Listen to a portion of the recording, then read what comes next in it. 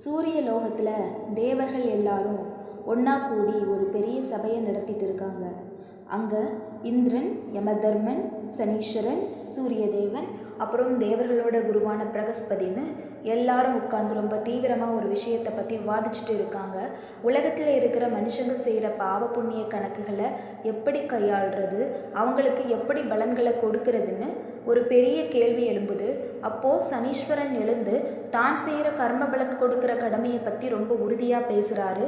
பூமியில் இருக்கிற மனுஷங்க நல்லதோ கெட்டதோ அவங்கவுங்க செய்கிற செயல்களுக்கு ஏற்ற பலனை கண்டிப்பாக அனுபவிச்சே ஆகணும், அதில் எந்த மாற்றமும் இருக்கக்கூடாதுன்னு சனீஸ்வரன் வாதிடுறாரு. இதை கேட்டுட்டு இருக்கிற சூரிய தேவனுக்கு மனசில் ஒரு தயக்கம் வருது. ஏன்னா சனீஸ்வரன் நீதி நியாயம்னு வந்துட்டா தன் சொந்த குடும்பம், இரத்த பந்தம்னு எதையுமே பார்க்காம நடுநிலையாக தண்டனை கொடுப்பாருன்னு சூரிய தேவனுக்கு நல்லா தெரியும். சனீஸ்வரனோட இந்த கடுமையான நிலைப்பாட்டை பார்த்து மற்ற தேவர்களும் ஒரு நிமிஷம் யோசிக்க ஆரம்பிக்கிறாங்க. அதே நேரத்தில் ராகுதேவனும் அந்த இடத்துக்கு வராரு. ராகுவுக்கு எப்போவுமே தேவலோகத்தில் தனக்குன்னு ஒரு பெரிய பதவியும் மற்ற தேவர்களுக்கு இணையான மரியாதையும் வேணுன்ற ஆசை மனசுக்குள்ளே இருக்குது. ராகு ரொம்ப புத்திசாலித்தனமாகவும் தந்திரமாகவும் பேசி தனக்கும் சபையில் சமமான இடம் வேணும்னு கேட்குறாரு. ஆனால் அவரோட தந்திர குணம் தேவர்களுக்கு தெரிஞ்சதால் அவங்க அதை அவ்வளோ சீக்கிரம் ஏற்றுக்க தயங்குறாங்க. இதனால் கோபமடைஞ்ச ராகு தேவலோகத்துக்கு எதிராக சில சூழ்ச்சிகளை பண்ண திட்டம் போடுறாரு. பூமியில் இருக்கிற மனுஷங்களோட புத்தியையும் அங்கே இருக்கிற மற்ற கிரகங்களோட சக்தியையும் தன் தந்திரத்தால் கட்டுப்படுத்த முயற்சி செய்கிறாரு.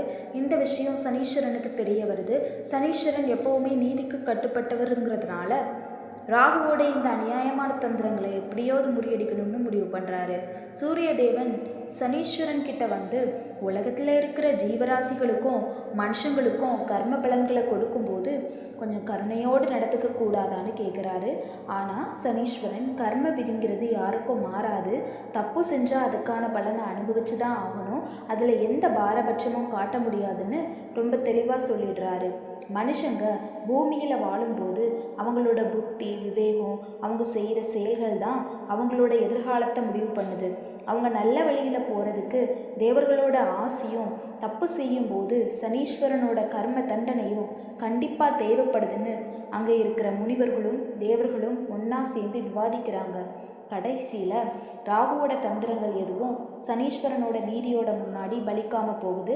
சனீஸ்வரன் தன்னோட கடமையிலிருந்து சற்று விலகாமல் உலகத்தில் இருக்கிற எல்லாருக்கும் அவங்க செஞ்ச கர்ம வினைப்படி சரியான தீர்ப்பை வழங்குவேன் அப்படின்னு சபையில் பிரகடனம் செய்கிறாரு. இதோட இந்த கதையோட பூதி முடியுது.